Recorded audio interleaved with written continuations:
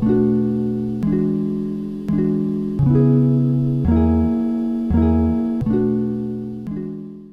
guys, my name is Sybil, and last month I took the new TOEFL IBT test, and recently I just got my test results back and I got a 117 out of 120. And although it's not a perfect score, I feel like I've definitely picked up a few tips and tricks along the way during my preparation process. So I'm here today to share them with you guys, and hopefully you guys will find this helpful while you're preparing for the TOEFL exam. Before I dive into the tips, I kind of want to talk about my personal preparation process so that you guys know where I'm coming from. So it took me a total of 2 weeks to study for the TOEFL exam, and I didn't study every single day. I'm not the type of person who kind of studies by like a set schedule. I only studied when I felt like I was in good condition and I actually wanted to study, because that's when I intake knowledge the best, when studying is actually the most effective for me. But if I were to calculate, I would say I studied approximately 2 hours to 3 hours every single day, and the week before the test I definitely upped that time. Again, I didn't really have a set schedule. Definitely study for the TOEFL the way you feel like is the most comfortable and suits your personality best. I did not have a private tutor. I did not enroll in any academy. I studied completely on my own, and the only resource that I actually bought with my own money is this book you see right here, this very thick, like turquoise colored book. It is the official guide to the TOEFL IBT test, and it's the newest edition. So other than that, I only used free online resources, which I'm gonna introduce to you guys at the very end of this video. So my total score for the TOEFL test was 117 out of 120, and I scored a 29 in the reading section, listening section, as well as the writing section. And for the speaking section, I scored a 30 out of 30. So starting off, we have the reading section, and the first tip I have for you guys is when that passage pops up on your screen, the first thing you want to do is just skim through the passage. Do not ask yourself to read that passage and just remember every little single detail, because it is nearly impossible unless you're a genius. When you're taking the TOEFL exam, you're obviously on a time crunch, and you're not going to have the luxury to read, comprehend, analyze, and memorize every little thing the passage is telling you. What you should be doing upon first reading is grasping that main idea, understanding that overall theme, as well as noticing the structure of the entire passage and just getting that cohesion and flow. This is going to save you a lot of time and confusion, and that's because when the TOEFL poses a question relating to the main idea or overall theme, you will be able to answer that question in a heartbeat. You do not have to go back to the passage and think about the main idea again, and that just saves you a lot of time. On the other hand, if the TOEFL gives you a question about a very specific detail or a certain paragraph in the passage, you will know exactly where to go back to when you're looking for the answers, and you can spend your time, no rush, reading through that specific passage and answering that question to the best of your capability. The next tip I have for you guys is definitely read through all the options. Now, if you have trouble finishing the reading section within the allotted time, definitely tackle that problem first. But if you finish the reading section and have time left over, I highly recommend you read all of the answer options before you pick your answer. Some options may seem like the correct answer at first, but a lot of the times at the bottom there are more answer choices that answer the question more completely or in a better way. So do not overlook it and make sure you check all of the options before you pick your answer. Now, this was detrimental to me when I first started preparing for the TOEFL exam, because a lot of the times I would just pick the first answer I saw that seemed like the correct answer and just miss the little details or the better answers at the bottom. And after I made it a sure habit to always check my answers, I was able to eliminate this error completely. So make sure you do that if you have the time. Moving on, we have the listening section, and my first tip for you guys is in the listening section, listening is the priority. not writing. I know a lot of us who are like highly anxious want to write down every little single detail that the audio clip is feeding us when we are doing the listening section. What this does is while you're jotting down all of your notes, you're missing the little details or the important details that the audio is actually providing to you. And this is completely detrimental because, as you know, in the TOEFL test, the audio clip will only be played once. So make sure to give your full attention or your nearly full attention to the audio clip instead of being so focused on writing everything down. I'm here to tell you to trust yourself, that if you put your attention on the audio clip, when the questions pop up on your screen, you're going to be able to answer most of them without a problem. So at this point, you're probably thinking, Sybil, does that mean I don't need to take notes? Definitely not. I also took notes myself, and notes can be very helpful to help you recall the contents of the audio when you're answering the questions.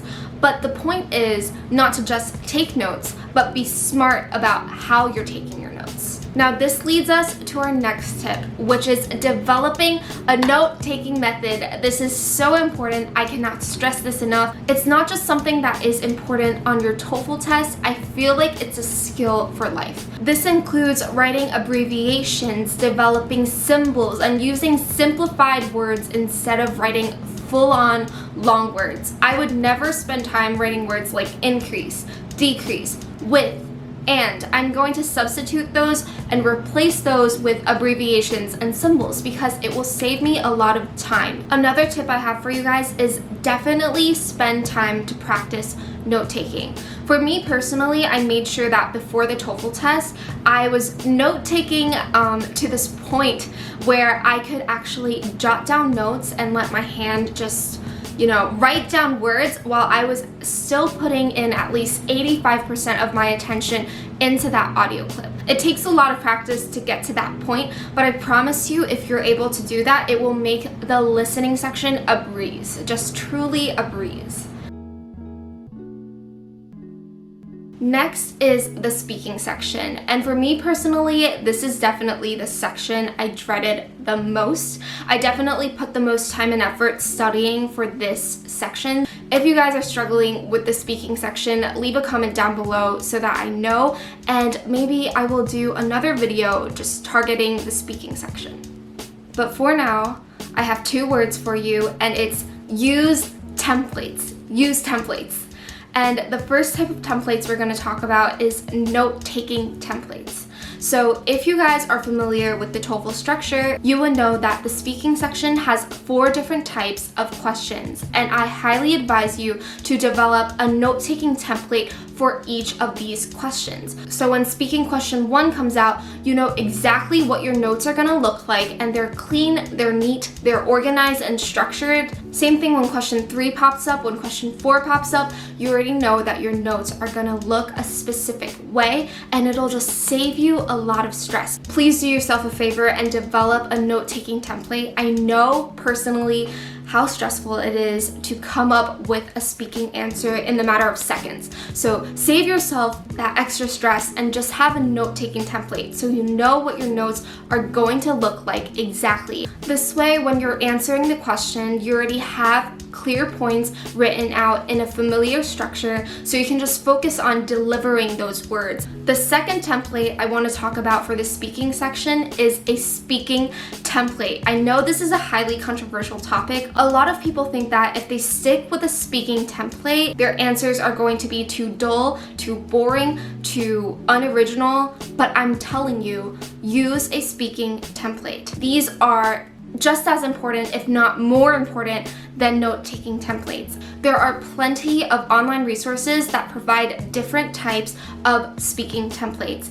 And my suggestion to you is go online, look over all of these different templates, and pick one that you feel like helps you deliver your words more cohesively and clearly. Make sure that this template makes you feel comfortable when you speak and helps you with your delivery. After you choose your speaking template, you can make tweaks and changes to it to make it suit your style better, or you could just try to make your answer a bit more unique so that the instructors feel like they're hearing a new type of answer.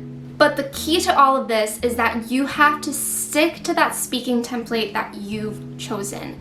And if you do that, it will save you a ton of time, it will save you a ton of energy, and when you're preparing your speaking answer, you already know that your words are going to be cohesive, they're going to be organized, and it's just one less thing you have to worry about. Again, I know how stressful it is when they only give you a few seconds and ask you to speak for a minute. So make sure that you are sticking to a speaking template to make sure that when your words come out, they are in the best structure that they can possibly be. My second tip for the speaking section is something that I feel like is very overlooked. Not a lot of people talk about intonation, and I think intonation is that key point that will take you from a 28 to a 30. So I actually lived in the States when I was little for quite a few years. That is why naturally I have a more American English like intonation. If you're someone who has never talked to an American before, or you've never been to the States, that's absolutely fine, do not worry.